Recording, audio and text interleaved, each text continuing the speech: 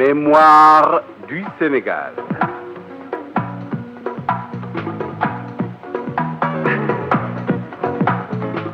Mémoire du Sénégal de 1455 à nos jours.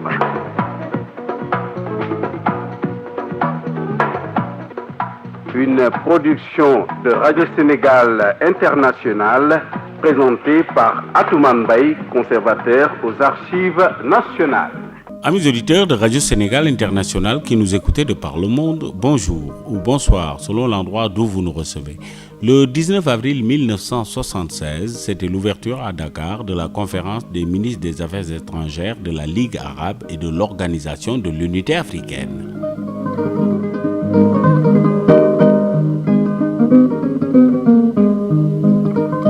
Le chef de l'État, son Excellence M. Léopold Sédar Senghor, avait présidé le lundi 19 avril 1976 au Centre international d'échange de Dakar la cérémonie d'ouverture de la conférence des ministres des Affaires étrangères de la Ligue arabe et de l'Organisation de l'Unité africaine qui s'était tenue dans notre capitale du 19 au 22 avril.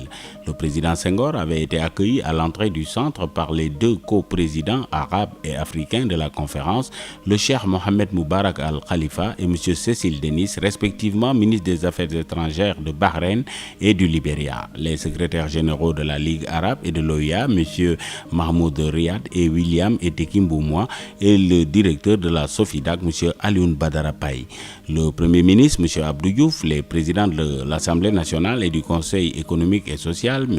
Amadou Cissé Dia et Magatlo, ainsi que les membres du gouvernement et du corps diplomatique avaient déjà pris place dans la salle de conférence où devait se dérouler la cérémonie en présence de 300 délégués représentant 59 pays arabes et africains. Lorsqu'une soixantaine de pays se réunissaient en ce 20e siècle des grands ensembles, on ne devait négliger ni l'initiative de la rencontre, ni le poids des décisions qui pouvaient y être arrêtées. Mais lorsque les participants à cette réunion parlaient au nom de 350 millions d'hommes, que les pays qui représentaient et renfermaient la quasi-totalité des ressources naturelles et énergétiques de la planète après avoir été le berceau de l'humanité et de toutes les religions révélées, voilà qui conférait à l'événement toute sa signification et toute sa gravité.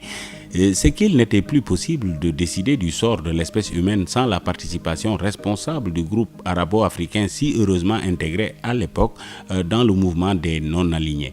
Mais également ce droit d'être présent à tous les rendez-vous du donner et du recevoir, pour reprendre une expression chère au président Senghor, impliquait des obligations dont il fallait s'acquitter correctement.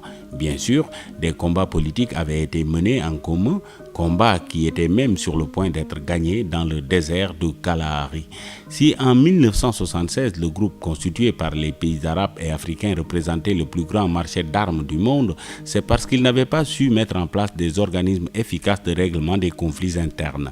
Or, tant que ces dissidences existaient, il était difficile de promouvoir une coopération durable.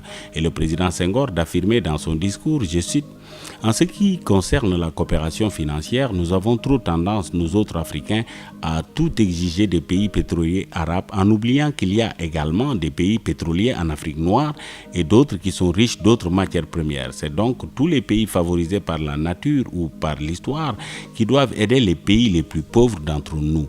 D'autant que c'est l'intérêt des plus riches, comme l'ont prouvé nos spécialistes, qui suggèrent que, sans cesser de placer leurs capitaux dans les banques de l'Occident, ils investissent de plus en plus dans des banques arabes, africaines ou mieux, arabo-africaines. » Fin de citation.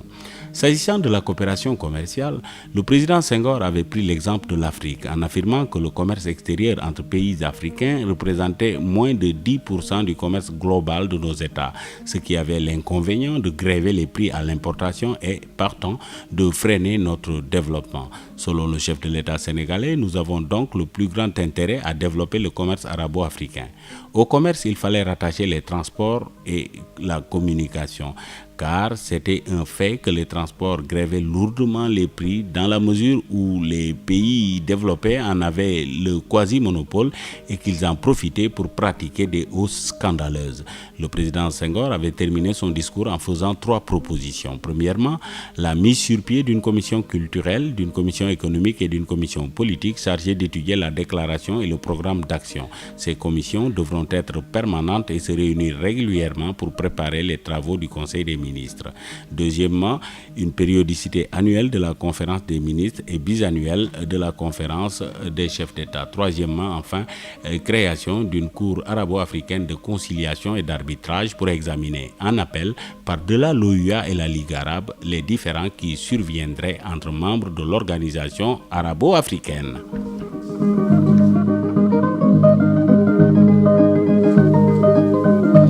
Entre autres événements à signaler pour la journée du 19 avril, nous avons retenu le 19 avril 1926. C'était la cérémonie de pose de la première pierre de l'hôtel de la Chambre de commerce de Dakar. Le 19 avril 1973 était inaugurée à Dakar une nouvelle gare routière centrale à proximité de la caserne des sapeurs-pompiers. À la prise de son, Adja Lenegeka, assistée de Mamadou Diop, à la présentation, Atoumane Baye. Amis auditeurs, encore une fois, merci de nous consacrer chaque jour un peu de votre temps. Nous vous donnons rendez-vous demain à la même heure sur les ondes de Radio Sénégal International.